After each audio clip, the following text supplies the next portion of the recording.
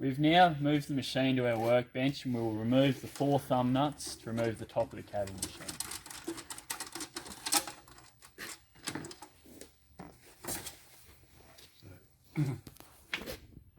That's just the water system. So we've replaced the motor on its upside down on its back.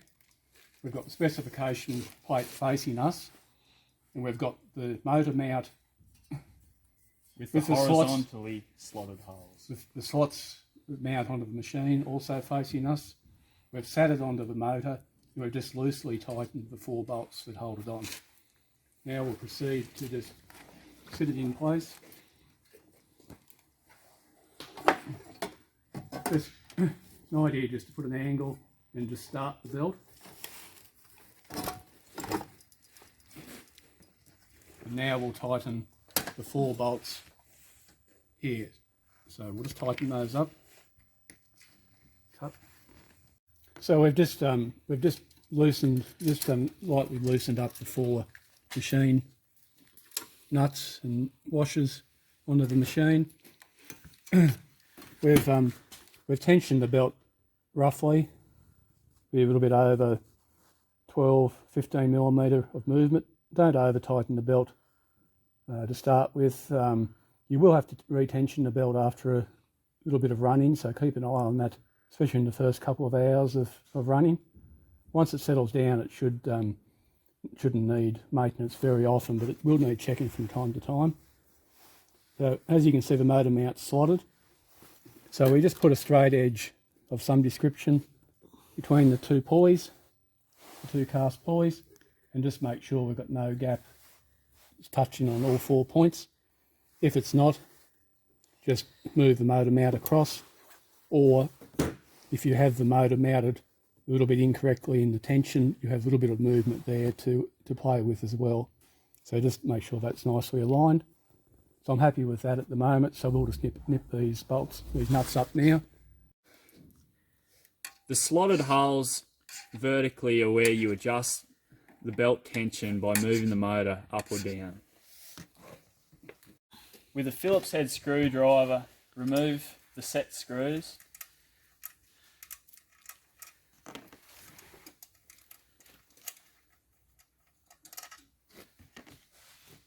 To allow you to fit the belt guard.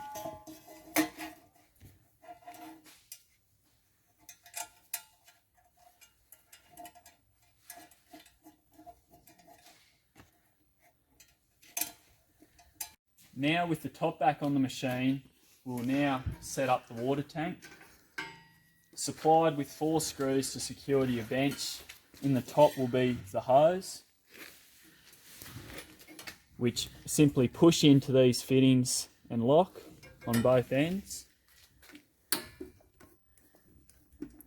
And to remove, you simply have to push the black tab in and pull.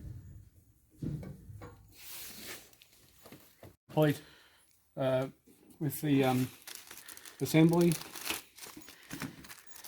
One of the last things to do is to fit the small nylon feet under the machine. It comes with 6.